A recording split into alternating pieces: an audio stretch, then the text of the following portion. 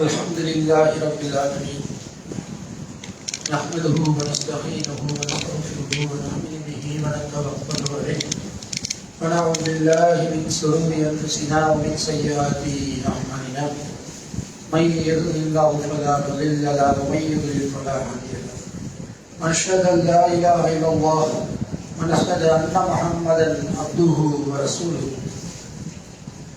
اللهم صل على محمد وعلى ال محمد كما صليت على ابراهيم وعلى ال ابراهيم انك حميد مجيد اللهم بارك على محمد وعلى ال محمد كما باركت على ابراهيم وعلى ال ابراهيم انك حميد مجيد فقد قال الله تعالى في القران العظيم والفرقان المجيد أعوذ بالله من الشيطان الرجيم بسم الله الرحمن الرحيم يا أيها الذين آمنوا اتقوا الله حق تقاته ولا تموتن إلا وأنتم مسلمون صدق الله العظيم அளவற்ற அருளாளனும் நிகரற்ற பேரன்புடையவனுமாகிய அந்த அல்லாஹ்வுக்கே புகழ் அனைத்தையும் உரித்தாக்கியவனாக வல்ல ரஹ்மானின் சாந்தியும் சமாதானமும் அகிலத்திற்கெல்லாம் அருட்கொடையாய் வந்துவித்த அருள் பெருமானார் ரசூலுல்லாஹி ஸல்லல்லாஹு அலைஹி வஸல்லம் அன்னவர்கள் மீதும் அவர்கள் வெளிவந்த சத்திய சஹாபா பெருமக்களின் மீதும் அவர்கள் காட்டி தந்த வாழ்க்கை நெறியை இன்றளவும் பின்பற்றி வாழுகிற ஒவ்வொரு நல்ல அடியார்களின் மீதும் என்றென்றும் நிலவட்டுமாக. அன்புக்குரிய பெரியோர்களே, சகோதரர்களே, அல்லாஹ்வுடைய கருணையினால் சிறப்பு வாய்ந்த ஜும்மாவுடைய நாளில் அல்லாஹ்வை வணங்கி வழிபட வேண்டும் என்ற உயர்ந்த நோக்கத்திற்காக வருகை தந்திருக்கிறோம். இன்றைய ஜும்மாவிலே திருமறை திருக்குர்ஆனில் இருந்தும் நபிகள் நாயகம் ஸல்லல்லாஹு அலைஹி வஸல்லம் அவர்களுடைய போதனைகளில் இருந்தும் ஓரிரு வார்த்தைகளை நம்முடைய வாழ்வின் படிப்படிக்காக இன்ஷா அல்லாஹ் பார்க்க இருக்கிறோம். அன்புக்குரியவர்களே, பொதுவாக ஜும்மாவுடைய நோக்கம் என்னவென்று சொன்னால், தினந்தோறும் லஹருடைய தொழுகையை 4 ரக்காத்தாக தொழுகிறோம். இந்த ஜும்மாவை ரசூலுல்லாஹி ஸல்லல்லாஹு அலைஹி வஸல்லம் 2 ரக்காத்தாக மாற்றி அந்த உரைக்கு 2 ரக்காத்துடைய முக்கியத்துவத்தை ரசூல் ஸல்லல்லாஹு தந்தார். எதற்காக வேண்டி இந்த முறைகள் நிகழ்த்தப்படுகிறதுனா, ஒரு பரக்கத்திற்காகவோ சடங்குக்காகவோ அல்லாம ஒரு நோக்கத்தை அடிப்படையாக கொண்டிருக்கிறது. என்ன பயான்கள் கேட்டாலும், என்ன விஷயங்களை நாம் படித்தாலும் கூட பொதுவாக மனிதர்களுடைய ஒரு இயல்பு தவறின் பக்கம் எளிதில் செல்வது. எத்தனையோ வசனங்களை கேட்கிறோம், படிக்கிறோம், ஆனால் தவறுல எளிதில் விடக்கூடிய ஒரு சூழல் தான் இருக்கிறது. அப்ப அந்த மாதிரி மனிதர்கள் தவறிலேயே போய்விடக்கூடாது என்பதற்காக இஸ்லாமிய மார்க்கத்தில் ஏற்படுத்தப்பட்ட ஒரு சிறப்பான ஒரு பாக்கியம், வாய்ப்பு தான் என்னவென்றால், ஒவ்வொரு வாரமும் உபதேசம் செய்வது. அல்லாஹ்வுடைய வேதத்திலிருந்து, அல்லாஹ்வுடைய தூதருடைய வழிகாட்டுதலில் இருந்து நம்மை சீர்படுத்துவதற்காக ஒரு உபதேசங்களை நினைவுபடுத்துவதை நபிகள் நாயகம் ஸல்லல்லாஹு அலைஹி வஸல்லம் காட்டி தந்தாங்க. திருக்குர்ஆனிலே அல்லாஹ் ரப்பல் ஆலமீன் குர்ஆனுக்கு பெயரே அல்லாஹ் என்ன சொல்றான்னா, திக்ர் என்று ஒரு பெயரை சொல்கிறான். அல் திக்ர், நினைவுபடுத்துதல், நினைவூட்டிக் கொண்டே இருப்பது. அப்பதான் நம்முடைய உள்ளம் ஒரு பக்குவப்படும் என்பதற்காக குர்ஆனுக்கே ஒரு பெயரை அல்லாஹ் வச்சிருக்கிறான். அதே போல 51வது அத்தியாயம் 55வது வசனம் தாரியாத் என்ற அத்தியாயத்திலே அல்லாஹ் ரப்பல் ஆலமீன் சொல்லுகிற பொழுது, உபதேசம் செய்யுங்கள், அந்த முஃமின்களுக்கு பயனளிக்கும். ஃபைன்ன திக்ரா தன்ஃபவுல் முஃமினூன், நீங்கள் நினைவுபடுத்துங்கள், அந்த நினைவுபடுத்துவது இறை நம்பிக்கையாளருக்கு பயனளிக்கும் என்று அல்லாஹ் ரப்பல் ஆலமீன் சொல்றார். அதனால அன்புக்குரிய நல்லடியார்களே, இந்த நேரத்தை பயன்படுத்தி பாருங்க. இப்ப ஜும்மாவுடைய நேரம்ங்கிறது முன்னாடி அறிவிச்சாச்சு. ஆனா இந்த கடைசியில தான் என்ன செய்யறாங்க, அதிகமான மக்கள் வரக்கூடிய ஒரு நிலையை நம்ம பார்க்கிறோம். அப்ப இந்த ஜும்மாவுடைய நேரத்துல நாம சிந்தித்து பார்க்க வேண்டிய ஒரு அம்சம் என்ன அப்படின்னா, நம்முடைய வாழ்க்கை வேகமாக விரைவாக நம்ம விட்டு ஓடிக்கொண்டிருக்கு. அவசரமான ஒரு காலகட்டத்தில் வாழணும். எதற்கெடுத்தாலும் ஒரு அவசரம். நம்முடைய பணியாற்றக்கூடிய இடங்களா இருக்கலாம், மற்ற காரியங்களாக இருக்கலாம், எல்லாமே ஒரு வேகமாக கடகடன்னு ஓடக்கூடிய ஒரு நிலைமையில தான் நம்முடைய வாழ்க்கை போய்கொண்டிருக்கிறது.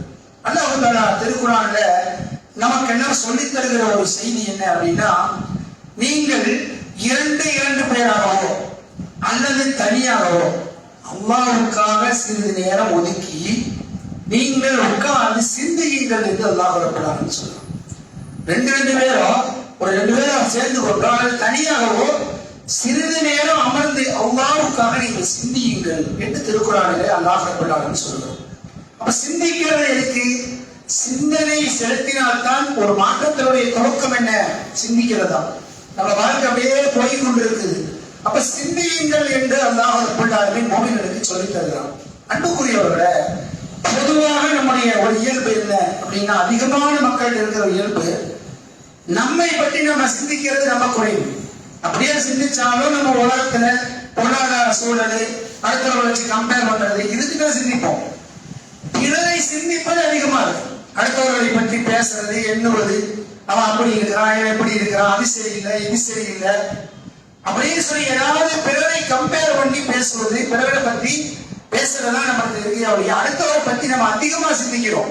அதிகமா அப்பதான் வந்தா அது கூட என்ன செய்யலாம், பெரிய வியாபாரி ஆயிட்டான், சம்பாதிச்சுட்டா வச்சுட்டான், இப்படித்தான் நம்ம மற்றவர்களைத்தான் இந்த கோணத்துல சிந்திக்கிற ஒழிய நம்முடைய வாழ்க்கை எப்படி போய்கொண்டிருக்கிறது, இப்ப நம்ம வாழ்ந்து கொண்டிருக்கிற இந்த வாழ்க்கை அல்லாஹ்வுக்கு பிரியமான நிலைமையில போகிறதா, நம்ம ஒரு சரியான பாதையில் தான் பயணிக்கிறோமா, நம்முடைய வாழ்க்கையிலே திடீரென இப்பொழுது மரணம் நிகழ்ந்து விட்டால் அல்லாஹ்விடத்தில் பதில் சொல்வதற்கு நம்ம இடத்துல என்ன இருக்கிறது, நாம ஜெயிக்கிற கண்டிஷன்ல இருக்கிறோமா, மறுமைங்கிற அந்த வாழ்க்கையில நிரந்தரமான அந்த வாழ்க்கையில ஜெயிக்கிற மாதிரி நம்மகிட்ட என்ன அம்சம் இருக்குது, என்னவெல்லாம் அல்லாஹ்வுக்கு பிடிக்காதது இருக்குது, என்னவெல்லாம் அல்லாஹ்வுக்கு பிடிச்ச செய்தி வாழ்க்கை நடத்தில் இருக்கிறது என்பதை சிந்திப்பதற்கு நமக்கு நேரம் இல்லை. நம்ம எப்படி இருக்கிறோம்னா, கூட்டத்தோட கூட்டமா சில அம்சங்களை செய்து விட்டு போய்விடுகிறோம். அன்புக்குரியவர்களே, அப்ப நம்ம இந்த சிந்தனை நம்முடைய வாழ்க்கையை சரியான பாதைக்கு மாற்றும். நம்ம என்ன செஞ்சுட்டு இருக்கிறோம், நம்ம என்ன இதுவரைக்கும் செய்திருக்கிறோம், நம்ம என்ன செய்ய போகிறோம், சரியான முறை நாம் வாழாவிட்டால் நம்முடைய நிலைமை என்ன ஆகும் என்பதை எல்லாம் கொஞ்சம் சிந்தனைக்கு நம்ம எடுத்தோன்னு வைங்க, நம்முடைய வாழ்க்கை சரியான பாதைக்கு திரும்பும். அன்புக்குரியவர்களே, அப்ப அல்லாஹ் ரப்பல் ஆலமீன் பாருங்க, திருக்குர்ஆனில மூமின்களுக்கு எச்சரிக்கிறோம். 59வது அத்தியாயத்தினுடைய 18வது வசனம், யா அய்யுஹல்லதீன ஆமனு தக்குல்லாஹ், இறை நம்பிக்கையாளர்களே, மூமின்களே, அல்லாஹ்வை பயந்து கொள்ளுங்கள். நல்லா சொல்றான். வல் தன்துரு நஃப்ஸு மா கத்தமத் லிகத், நீங்கள் நாளைக்காக என்னத்தை சேர்த்து வச்சிருக்கிறீங்கன்றத பாத்துக்கங்க. அல்லாஹ்வுடைய கட்டளை என்னங்க இந்த வசனம், இந்த ஒரு வசனம் போல நம்ம பாத்துக்கணும். மனதில் நம்ம ஆழமாக பதிய வைக்க வேண்டிய வசனம் என்னங்க, அல்லாஹ்வை நீங்கள் அஞ்சிக் கொள்ளுங்க. நம்மளைத்தான் கூப்பிடுறான். அப்துல் காதரே, அப்துல் ரஹ்மானே, இப்ராஹீமே என்று நம்மைத்தான் அல்லாஹ் அழைத்து சொல்லுகிறான். யா அய்யுஹல்லதீன ஆமனு வல் தன்துரு நஃப்ஸு மா கத்தமத் லிகத், ஒவ்வொருவரும் பார்த்துக்கங்க, நாளைக்காக என்னத்தை தயார் பண்ணி வச்சிருக்கிறோம், நம்மள என்ன இருக்குது.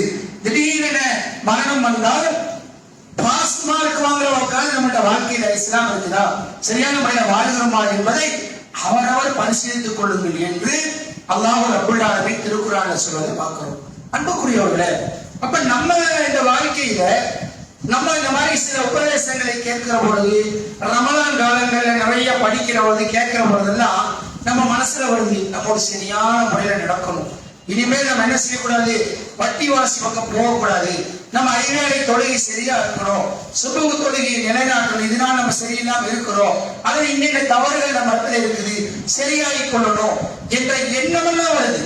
ஆனா செயல்படுத்த முடியல. பல பேருக்கு எப்படிங்க எண்ணம் இருக்குது, கேட்கிற பொழுது நம்ம மாறிக்கணும், நம்ம ஒழுங்கழிக்கணும் அப்படிங்கிற எண்ணம் நிறைய பேத்துக்கு இருக்குது. ஆனா என்ன முடியல, அதை நடைமுறைப்படுத்த முடியவில்லை. பார்க்கும்போது நடைமுறைப்படுத்த முடியல. பேசுறோம், வைக்கிறோம், மாறிக்கலாம், மாறணும்னா என்றுதான் இருக்கிறதே ஒழிய ஒரு தெளிவான பாதைக்கு வர முடியல. அன்புக்குரியவர்களே, அந்த பாதைக்கு நாம் வர வேண்டும் என்று சொன்னா, முதலாவதாக நாம சிந்திக்கிற பொழுது இந்த வாழ்க்கை கொஞ்சம் சிந்திச்சு பாருங்க. இதுவரை நம்ம கடந்து வந்த வாழ்க்கை இருக்கு இல்லைங்களா, அவங்க வயசுக்கு கொஞ்சம் யோசிச்சு பாருங்க, என்ன சாதனை நாம் செய்து விட்டு உட்காந்துருக்கோம். இந்த வந்த வாழ்க்கை இருக்கு 40 வருஷம் 50 வருஷம், அவங்க வயசுக்கு அந்த மாதிரி சிந்திச்சு பாருங்க, என்ன செஞ்சிருக்கிறோம். ஒரு கனவை போல போயிடுச்சு வாழ்க்கை, ஒரு கனவை போல எப்படி போச்சுன்னு தெரியல. சில சம்பவங்கள் சிறு வயதில் நடந்தது ஞாபகம் இருக்குதே ஒழிய பெருசா ஒன்றும் இல்லை. அப்ப இந்த வாழ்க்கை என்பது ஒரு காணல் நீராக இருக்கு, ஒரு தெளிவில்லாம இருக்குது. அன்புக்குரியவர்களே, நபிகள் நாயகம் ஸல்லல்லாஹு அலைஹி வஸல்லம் நமக்கு சொல்லிக் கொடுத்தாங்க, உங்களுடைய உள்ளங்கள் பக்குவப்படுவதற்கு நீங்கள் என்ன செய்ய வேண்டும் என்றால் திக்ரில் மௌத்தி, மௌத்தை நினைச்சு பாருங்கள். சொல்லும் சந்தோஷங்களை முடிவு கட்டக்கூடிய மரணத்தை அதிகமாக நினையுங்கள் என்று ரசூலுல்லாஹி ஸல்லல்லாஹு அலைஹி வஸல்லம். அப்ப நம்ம வாழ்க்கையில அடிக்கடி நம்மளுக்கு வந்துங்க அது இல்லையே இது இல்லையே, நினைச்ச மாதிரி நடக்கலையே, நமக்கு இப்படி ஆகுது அப்படி ஆகுது என்ற எண்ணங்கள், நம்ம தவறிலிருந்து விடுபட முடியாத சூழ்நிலைகள் எல்லாம் வருகிற பொழுது ஒரே ஒரு விஷயத்தை நீண்ட நெடிய பயான் நமக்கு தேவையில்லை. நம்ம நினைக்க வேண்டியது என்னங்க, ரசூலுல்லாஹ் சொல்லிட்டாங்க, என்ன மௌத்தை நினைச்சு பாருங்க, மரணத்தை நினைச்சு பாருங்க. திடீரென மரணம் வந்து விட்டால் என் நிலை என்ன, என்னுடைய நிலைமை என்ன? ஏன் நம்ம திடீர்னு போய் அல்லாஹ்வை சந்திக்க வேண்டியது ஆகிவிட்டால் என்னுடைய நிலைமை என்ன? இந்த மரணத்தை நினைத்து பாருங்கள் என்று நபிகள் நாயகம் ஸல்லல்லாஹு அலைஹி வஸல்லம் சொல்லி தந்தாங்க. அன்புக்குரியவர்களே, இந்த மரணத்தை பொறுத்தவரை நம்ம பார்க்கிறோம், மனிதர்களை பார்க்கிறோம். நம்மோடு வாழ்ந்து கொண்டிருந்த எத்தனையோ மக்கள் இன்னைக்கு நம்மோட இல்லை, நம்முடைய உறவுகளில் இல்லை, நம்முடைய நண்பர் வட்டங்கள்ல இல்லை, நம்மோடு பணியாற்றியவர்கள் இல்லை, இந்த மாதிரி இயக்க பணிகள்ல வேலை செஞ்ச எத்தனையோ நம்மோட இல்லை, வேக வேகமாக சென்று விட்டார்கள். நம்ம பார்த்துக்கிட்டே இருக்கிறோம்.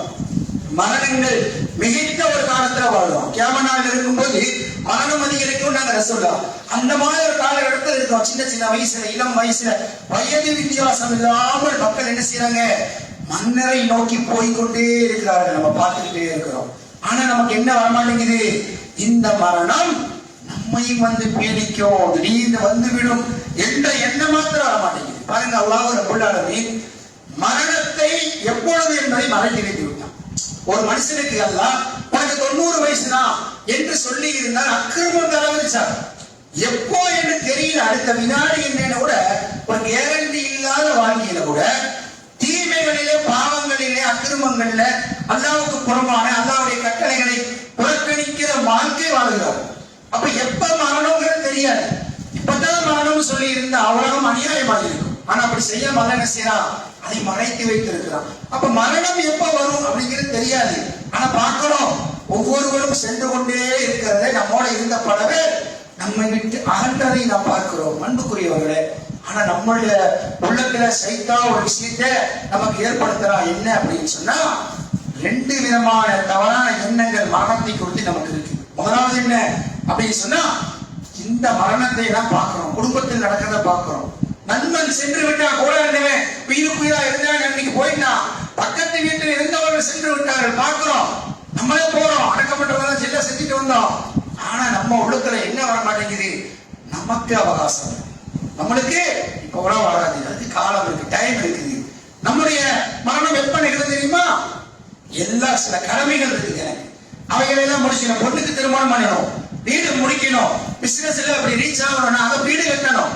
எப்படி பலவிதமான எண்ண ஓட்டங்கள் வந்து எல்லாம் முடிச்சு அந்த ஓய்வாக நான் இருக்கிற பொழுதுதான், வீட்டில் இருக்கும் போதுதான் மரணம் வரும் என்று நம்ம சொல்றது இல்லை. எல்லாத்துடைய உள்ளத்துல அந்த மாதிரி எண்ணம் இருக்கு. நம்மளுக்கு மரணம் இப்ப இல்ல நடக்குது, ஆனா எனக்கெல்லாம் இப்ப கிடையாது, நமக்கு டைம் இருக்குது என்று ஷைத்தானமே ஏமாத்துகின்றான். ஆனா அது உண்மையா? பாக்குற மாதிரி இல்ல, உண்மையா? ஒரு வீட்டை கட்டிட்டு இருக்கிறாரு, அந்த வீடு முடிவதற்குள் அவர் இருக்கிறது. பெண்ணுக்கு மகனுக்கு திருமணம் பேசி வச்சிருக்காரு, அந்த திருமணத்தில் அவர் இருப்பது, அழைப்பெல்லாம் கொடுக்கிறாரு, அந்த திருமணத்தில் அவர் இருக்கிறது. ஏதாவது பேசி கொண்டிருக்கிறார், நைட்டு தான் பேசிட்டு போனோம், காலையில பார்த்து மௌத்துக்கிறாங்க, நம்ப முடியலைங்க, நேற்று தான் நாங்க பேசிட்டு போனோம், உட்கார்ந்து இருந்தாங்க, அப்படி சாஞ்சிட்டாருங்க, தூங்குறாருங்க, தூங்கிட்டு இருக்காரு நினைச்சாங்க மரணித்து விட்டார்கள் என்றெல்லாம் செய்தி கேட்கிறோமா இல்லைங்களா? அப்ப ஏதாவது ஒரு காரணம், அல்லது நோய், விபத்து, ஏதாவது ஒரு காரணம் திடீர்னு வருது. ஆனா நம்மள உள்ளத்துல மட்டும் என்ன ஆக மாட்டேங்குது, நம்மளுக்கெல்லாம் ரொம்ப காலம் இருக்குது. இப்படி எண்ணுவதால் நம்முடைய செயல்பாடுகள் எப்படி இருக்குதுன்னு சொன்னா மாறிக்கலாம். கொஞ்ச நாள் மாறிக்கலாம். நம்ம எப்படியும் ஒரு ஹஜ்ஜுக்கு போகலான்னு இருக்கோம், பலர் நீங்க நம்ம அந்த மக்களை பார்த்தீங்கன்னா ஹஜ்ஜுக்கு போய் அதுல இருந்து நம்ம சரியாக்கலாம். நான் ஹஜ்ஜுக்கு போகலான்னு இருக்கேன், அதுல இருந்து கரெக்ட் ஆகிக்கலாம். தொழுகை சாதாரணமா விடுவதற்கு என்ன காரணம்? கால அவகாசம் இருக்குது, மாறிக்கலாம். நம்மளுடைய தப்பல இருக்கிறோம், பிசினஸ்ல மாற்றமா நடக்கிறோம், வீடுகள்ல குடும்பங்கள்ல வேகமா நடக்கிறோம்னா பயம் இல்லாமல் போறதுக்கு என்ன காரணம்? மாட்டுக்கு மாறிக்கலாம், கொஞ்ச நாள் இருக்குது என்று எண்ணுகிறோம். ஆனால் அது உண்மை இல்லை. அது இந்த உலகத்துல பல பேரை இந்த மௌத்து ஏமாத்தி, இந்த வாழ்க்கையை ஏமாத்தி இருக்கு. திடீர்னு இடத்தான் வரும். இந்த மௌத்து எப்படி வரும்? சொல்லிட்டு வராது. இதாசாக அசலுகா சொல்றோம், இதாசாக அசலுகா, அல்லாஹ்வுடைய அந்த அசல் வந்து விட்டால் முந்தாது பிந்தாதுங்கிறான். முந்தாது பிந்தாது, எப்பவுமே தப்பிக்க முடியாது. மைக்கேல் ஜாக்சனை காப்பாற்றுவதற்காக வேண்டி பெரிய ஏற்பாடுகள் செஞ்சாங்க. உங்களுக்கு தெரியும், படிச்சிருப்பீங்க. வீட்டிலேயே மருத்துவமனை, எல்லா விதமான வெண்டிலேட்டர் கருவி, அந்த ஆட்டுக்கான வேலை, வெற்றி கொடுப்பதற்கு ஆட்கள், மருத்துவ நிபுணர்கள், நிறைய மருத்துவ நிபுணர்கள், எல்லா கார்டியாலஜியிலிருந்து எல்லாத்துக்கும் ஆளு கூடவே வச்சு சேஃப்டிக்காக வச்சிருந்தார். நடந்துதா? 50 வயசுக்கு மேல தாண்ட முடிஞ்சுதா? அந்த நேரம் வந்தால் இதா ஜாஹ அஸலுஹா, அல்லாஹ் சொல்றான் முந்தாது பிந்தாது, அல்லாஹ்வுடைய அஸல் வந்து விட்டால் யாரும் தப்பிக்க முடியாது. அன்புக்குரியவர்களே, அப்ப இந்த எண்ணத்தை உள்ளத்தின் ஆழத்தில் நாம் விதைத்தால் நம்முடைய வாழ்க்கை எப்படி இருக்கும்? தவறுகள்ல சர்வசாதாரணமா ஈடுபடுவோமா? அல்லாஹ்வுடைய வணக்கங்கள்ல கடமைகளை சர்வசாதாரணமா புறக்கணிப்போமா? ஏன் பயம் வர மாட்டேங்குது? மாறுவதற்கு டைம் இருக்குது, கால நேரம் இருக்குது என்று எண்ணுகிறோம். அன்புக்குரியவர்களே, அப்ப நம்முடைய வாழ்க்கையை சரியான பாதைக்கு திருப்பணும் சொன்னா இந்த வாழ்க்கை ஏமாற்றக்கூடிய வாழ்க்கை. எந்த நிமிஷமும் நம்ம ஏமாற்றி விடும், நம்ம ஏமாந்து போயிடுவோம் என்பதை முதலில் நாம் உணர வேண்டும். அதே போல ஒரு மரணத்துடைய வீட்டுக்கு நம்ம போறோம், மௌத்து செய்தி வந்துருச்சு. நீங்க மரணத்தை நினைச்சு பாருங்க, நம்ம சொல்லலாம் போய் நம்ம பார்க்கிறோம். போய் பார்த்தா அங்க என்ன இருக்குது? நேற்று வரைக்கும் அவர் ஆட்சியார், அப்படியார், இப்படியார், அவருக்கு தலைவர், இவரு எல்லாம் பேசுக. அந்த நேரத்துல சாய்ந்து விட்டால் வைங்க, முடிஞ்சதுன்னா அந்த ரோடு அதை விட்டு பிரிந்து விட்டால் போய் பார்க்கிறோம் எப்படி இருக்குது. எல்லாரும் போய் எட்டி எட்டி பார்த்து நீதான் பார்க்கறேங்க, வேலை பார்க்கிறோம். பார்த்து விட்டு வந்தா அவருக்கு என்ன பேர் வைக்கப்படுது? ஒரு தடவை வந்து அவருடைய குடும்பத்தார போய் சந்திக்கிறோம், என்ன ஆச்சுங்க, ஏதாச்சுங்க அப்படின்னு கேட்போம். அடுத்தது என்ன கேட்கிறோம்? ஜனாசா எப்போ எடுக்க போகிறீர்கள்? மையத்தை குளிப்பாட்டியாச்சு, அந்த பேர்லாம் போயிருது. என்னது? எப்ப தூக்க போறீங்க? எடுத்தோட கேள்வி என்ன கேட்கறது? முதல் கேள்வி எப்படி நடந்தது? ரெண்டாவது கேள்வி எப்பங்க? டைரக்டா அப்படி கேட்காம கண்ணியமா கேட்போம், எப்போ அடக்கம் அப்படின்னு கேட்கிறோம். ஆனா என்ன அதுக்கு அர்த்தம்? எப்போ பாடி எடுக்க போறீங்க என்பதுதான் அர்த்தம். அன்புக்குரியவர்களே, இப்படி போய் நம்ம எல்லா வீட்லயும் எங்க மரணம் நடந்தாலும் எல்லோரும் கேட்பது வழக்கம். இப்படித்தான் நம்மையும் கேட்பாங்க. இப்படித்தான் நம்மையும் ஒரு நாள் சந்திக்காம இருக்க முடியுமா? அதனால இல்ல எனக்கெல்லாம் விதிவிலக்கு என்று சொல்ல முடியுமா? குல்லு நஃப்ஸின் தாயிகத்துல் மௌத் அல்லாஹ் சொல்றான் 3வது அத்தியாயம் 185வது வசனத்துல, ஒவ்வொரு ஆத்மாவும் அந்த மரணத்தை சுவைத்தே தப்பிக்க முடியாது அல்லாஹ்விலிருந்து. அப்ப வந்து நம்மையும் இப்படித்தான் பார்த்து விட்டு எப்ப எடுக்க போகிறீர்கள்? இன்னைக்கு கவர்ல ஒருத்தர் மரணம் சொன்னா அதிகபட்சம் எவ்வளவுங்க? இஷா வரை வச்சிருப்போம், சுபு வரை வச்சிருப்போம். அப்புறம் அவ்வளவுதான். என்ன ஆகும்? அவர் பெரிய வசதியா இருக்காருன்னு வாரக்கணக்கில் வைக்க முடியுமா? அல்லது பாசக்கார மகன்கிறதுனால எங்க அப்பா ஒரு வாரம் வச்சுக்கோன்னு சொல்ல போறாங்களா? இல்ல மனைவி, உயிருக்கு உயிரான மனைவி இங்கே வந்துட்டு போறாருங்க என்று சொல்ல முடியுமா? தூக்குங்கள், அவ்வளவுதான். வாழ்க்கை எப்படிங்க? அவ்வளவுதான் வாழ்க்கை. அந்த மாதிரிதான் ஒரு நிரந்தரமற்ற திடீரென நம்மளை ஏமாற்றக்கூடிய துனியாவில் உட்கார்ந்து கொண்டுதான் சர்வ சாதாரணமாக அல்லாஹ்வுக்கு எதிரான, அல்லாஹ்வுடைய தூதருக்கு எதிரான வாழ்க்கை போக்குகளை நாம் கொண்டிருக்கிறோம். அன்புக்குரியவர்களை, இஸ்லாத்துக்கு வெளியில பார்த்தீங்கன்னா இதை பற்றி எந்த ஞானமும் இல்லாம இறந்து விட்டால் எல்லாம் முடிந்தது என்று நம்பக்கூடிய மக்களுடைய நிலை வேற. ஆனா நம்மளுடைய நிலைமை என்னங்க? மரணத்திற்கு பின்னால் தான் வாழ்க்கை தோணுது. மரணத்துக்கு பின்னால்தான் ஒரிஜினல் வாழ்க்கை தோணுகிறது என்று ரசூலுல்லாஹ் சொல்றாங்க. இந்த மாதிரி மரணித்தவரை சுமந்து என்ன செய்யறோம்? தொழுக வச்சு கொண்டு போறோம். கொண்டு போனால் ரசூலுல்லாஹ் சொல்றாங்க, அந்த மாதிரி எடுத்து செல்லப்படுகிற நேரத்துல நல்லவராக இருந்தால், அல்லாஹ்வை அஞ்சியவருடைய வாழ்க்கை இருந்தால் விரைவாக கொண்டு செல்லுங்கன்னு சொல்லுவோம். அவரே வந்து அல்லாஹ்வுக்கு புறம்பான வாழ்க்கை வாழ்ந்திருந்தால் என்ன நிலைமை? என்ன நிலைமைங்க? அங்க கொண்டு போனா ஏன் கொண்டு போறீங்கன்னு கதரை போட்டு போகாதீர்கள் என்று அலரும் என்றெல்லாம் ஹதீஸ்கள்ல படிக்கிறோம். அன்புக்குரியவர்களே, அப்ப இந்த மரணத்தை நம்ம நினைச்சு பார்க்கணும். திருக்குறான்ல அல்லாஹ் ரப்பல் ஆலமீன் மரணத்தினுடைய, கெட்டவர்களுடைய மரணம் எப்படி நிகழ்கிறது, நல்லவர்களுடைய வாழ்க்கை எப்படி இருக்கிறது, மரண நேரத்தில் எப்படிப்பட்ட விளைவை சந்திப்பார்கள் என்றெல்லாம் ஏன் எச்சரிக்கை செய்யலாம். அந்த நிலைமைக்கு போயிடாதீங்க. எப்படி மரணம் என்பது நிரந்தர கண்டிப்பா வரக்கூடியது. அது வந்து சரியான முறையில் வராவிட்டால் ஆகரத்துக்கு நஷ்டமாகிவிடும் என்கின்ற கோணத்துல ஏராளமான போதனைகள் இருக்கிறது. பாருங்க, அல்லாஹ்வை புறக்கணித்து வாழ்ந்த ஒரு மனிதனுடைய இறுதி நிலை என்ன ஏற்படுது அப்படின்னு சொன்னா, மரண தருவாயில் அவர் வந்து விட்டால், அந்த சக்கராத் என்ற அந்த நிலைமை வந்துருச்சுன்னா நம்ம நினைக்கிறோம் திடீர்னு ஒருவர் மரணித்து விட்டார், திடீர்னு மரணிக்கிறத குர்ஆன் வகுக்குது. எப்படி அவர் திடீர்னு மரணித்தால் கூட அல்லாஹ்வோடு அவர் உரையாடுகிறார். கடைசி நேரத்தில் சில உரையாடல்கள், சில சம்பவங்கள் ஒவ்வொரு மனிதனுடைய நிலைமையில நடக்குது. எல்லாத்துக்கும் நடக்குது, நல்லவங்களுக்கு நடக்குது, கெட்டவர்களுக்கு நடக்குது. என்ன நடக்குது? அந்த மாதிரி விரித்து போய் மரண தருவாயில் ஒருவர் கிடந்தா தொண்டை குளிக்கும், அதாவது நெஞ்சு குளிக்கும் அந்த ரூஹ் ஓடிக்கொண்டிருக்கிற வேளையிலே கெட்டவராக இருந்தால் கொடூரமான மலக்குகள் அங்கே வருகிறார்கள். அல்லாஹ் குர்ஆன்ல சொல்றான், பயங்கரமான அந்த கொடூரமான குணம் கொண்ட அந்த மலக்குகள் அங்கே வருகை தருகிறார்கள். அது யார் பார்க்கிறான்? யாரும் பார்க்க முடியாத மரணத்துக்கு வாயிலே போராடக்கூடிய மனிதன் அதை பார்க்கிறான். பார்த்தா கண்கள் எல்லாம் விரைத்துக் கொள்கிறது, பயம் ஏற்படுது. என்ன செய்யலாம்? அந்த நேரத்தில் நீங்க பார்க்கலாம், அருகில் இருப்பவருடைய கையை பற்றி கொள்வார்கள். பயத்தால் என்ன ஆகுமோ என்று பயப்படுவார்கள். அந்த நேரத்தில் கால்கள் பின்னிக் கொள்ளும். அல்லாஹ் சொன்னா 75வது அத்தியாயத்திலே 25 அல்லாஹ் சொல்கிறார், அதாவது அவருடைய கால்கள், கெண்டை கால்கள் பின்னிக் கொள்ளும். அவங்களுடைய நிலைமை எப்படி இருக்கும் அப்படின்னு சொன்னா, பேசலாம் நினைப்பாங்க, பேச முடியாது. பேசலாம் நினைப்பாங்க, பேச முடியாது. அல்லாஹ் சொல்றான், நீங்கள் நெருக்கமா இருப்பதை விட அவருக்கு நாம் நெருக்கமா இருக்கிறோம். அவங்க எல்லாம் நம்மளும் நெருக்கமா இருக்கிறோம், அதை விட நெருக்கமாக நாம் இருக்கிறோம் என்று அல்லாஹ் சொல்லி, இன்றைக்கு மந்திரிப்பவன் யாராவது இருக்கிறார்களா? இவனை எழுப்பவர்களுக்கு யாராவது இருக்காங்களா என்று அல்லாஹ் கேட்கிறான். யார் இருக்காங்களா? யாரும் இல்ல. தொண்டைக்குடிய ரூஹ் அடைகிற வேளையிலே அவன் அல்லாஹ்விடத்திலே கேட்கிறான். தெரிஞ்சு போச்சு, நம்ம இப்பதான் பிரிய போறோம், இதுக்கு மேல நம்மளுக்கு வாழ்க்கை இல்ல, டைம் முடிஞ்சது என்று தெரிகிற பொழுது அல்லாஹ்விடத்திலே அவன் பேசுகிறான். பலவிதமா பேசுகிறான். அதுல சூரத்து முனாஃபிகூன்ல ஒரு மூமின் எப்படி பேசுவான்னு அல்லாஹ் சொல்லித்தரான். எப்படி பேசுவான்? வஅன்ஃபிகூ மிம்மா ரஸக்னாகும் மின் கப்லி அன் யஅதிய அஹதகுமுல் மௌத் ஃபயகூல ரப்பி லௌலா அஹர்தனி இலா அஜலின் கரீம் வஸத்தக வஅகு மினஸ் சாலிஹீன். யா அல்லாஹ், மரணம் நெருங்கிற வேளையில அவன் சொல்றான், யா அல்லாஹ், கொஞ்சம் எனக்கு அவகாசம் தந்தால் நான் தர்மம் செய்து நல்லவனாக வந்து விடுகிறேன். அப்ப என்ன கூப்பிட்டுக்கையா? ஏமாந்து போச்சு. சொல்லும் போது, படிக்கும் போது, கேட்கும் போதெல்லாம் அது வரும்போது பார்த்துக்கலான்னு இப்ப வந்துருச்சு, திடீர்னு வந்துருச்சு. இப்ப டைம் கூடையாவுல நான் நல்லவனாக வருவதற்கு தர்மம் செய்து விட்டு வருகிறேன். வேற எனக்கும் டைம் இல்ல, நோக்கு ஒரு நாள் வேணும், பொழுவதற்கு நேரம் இல்ல, காசு பணம் இருக்குது, உடனே தர்மம் செய்து விட்டு வருகிறேன் என்று கேட்கிற நேரத்தில் அல்லாஹ் என்ன சொல்றான்? இதா ஜாக அஜலுஹா, வாய்ப்பில்லை, முந்தாது பிந்தாது. அன்புக்குரியவர்களே, அப்ப இந்த மாதிரி நேரத்துல இப்படி சொல்லிவிட்டு அந்த ரூஹை நீங்களே வெளியேற்றுங்கள் என்று சொல்லுகிற பொழுது அந்த ரூஹ் என்ன செய்யுமா? வெளியே வராம அங்கு மிங்கும் ஓடும்.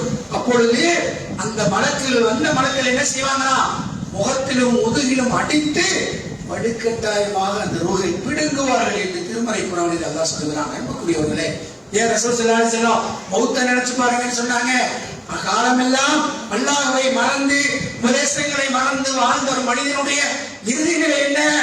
இது மாதிரிதான் இருக்கும், கடுமையா இருக்கும். இதை பார்க்கும் பொழுது இதை நம்ம சந்திச்சாகணும். இந்த மாதிரி சந்தித்து விடக்கூடாது. மரணத்தை கண்டிப்பாக, மலக்குல் மௌத்தை ஒவ்வொருவரும் சந்திச்சாகணும். கடைசியை வரக்கூடிய மலக்குகளை சந்திச்சாகணும். அது நன்மையாக இருக்கணும்னா நம்ம வாழும் காலத்தில் நம்மை சீர்படுத்திக் கொள்ள வேண்டும். இல்லைன்னா இது மாதிரி ஒரு நிலைமை வரும். அன்புக்குரியவர்களே, வடுக்கட்டாயமாக பிடிக்கப்பட்டு அந்த ரூஹ் மேலே எடுத்து செல்லப்படுகிறது. அதனாலதான் பாத்தீங்கன்னா கண்கள் இப்படி வறட்சி பார்க்கும். வர்றாங்க, அபூ ஸலமா ரலியல்லாஹு அவர்கள் மரணிக்கின்ற நேரத்தில் கண்கள் விரைத்து நிற்கிறது. கண்களை ரசூலுல்லாஹி மூடி விடுகிறார்கள். சொல்லிவிட்டு சொன்னாங்க, அவர்கள் என்ன செய்யறாங்க? இந்த மாதிரி மலக்குகள் மேலே செல்வதை கொண்டு செல்வது என்று ரூஹ் பிடிக்கி செல்லப்படுவது என்று ஜனாசா அந்த மையத்தை பார்க்கிறதுங்கிறான். இப்படி கொண்டு போற நேரத்துல கெட்டவர்களாக இருந்தால் மேலே கொண்டு செல்லப்படும் பொழுது 7வது அத்தியாயம் 40வது வசனத்தில் எல்லாம் சொல்லுகிறான், இந்த மாதிரி பாவிகளாக இருந்தால் வானத்தின் வாசல்கள் திறக்கப்படாது, ஊசியின் காதில் ஒட்டகம் நுழையும் வரை அவர்கள் சொர்க்கத்தில் நுழைய மாட்டார்.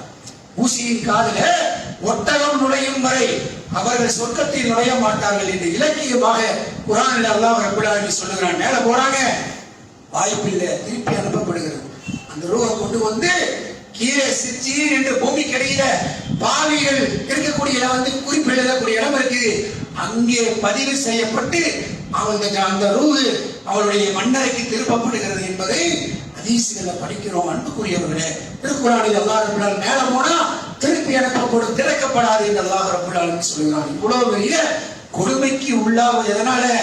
அல்லாஹ்வை மறந்து வாழும் காலத்துல அல்லாஹ்வுக்கு புறம்பான வாழ்க்கை வாழக்கூடிய எந்த மனிதனாக இருந்தாலும் சரி, எனக்கெல்லாம் அப்படி இல்லை, உனக்கெல்லாம் அப்படி இல்லை, இது அல்லாஹ் விதித்த கடமை, அல்லாஹ்வுடைய விதி. அப்ப நம்ம வாழும் காலத்திலேயே மரணத்தை நினைவில் வைத்து நம்முடைய செயல்களை அமைக்கிற பொழுது நம்மிடத்திலே பாவங்களில் இருந்து விலகுவதற்கும் அல்லாஹ்வுக்கு கட்டுப்பட்டு வாழ்வதற்கும் நம்முடைய உள்ளம் பக்குவப்படும் என்பதை நினைவுபடுத்தி எனது முதலாவது முறையை நிறைவு செய்கின்றேன்.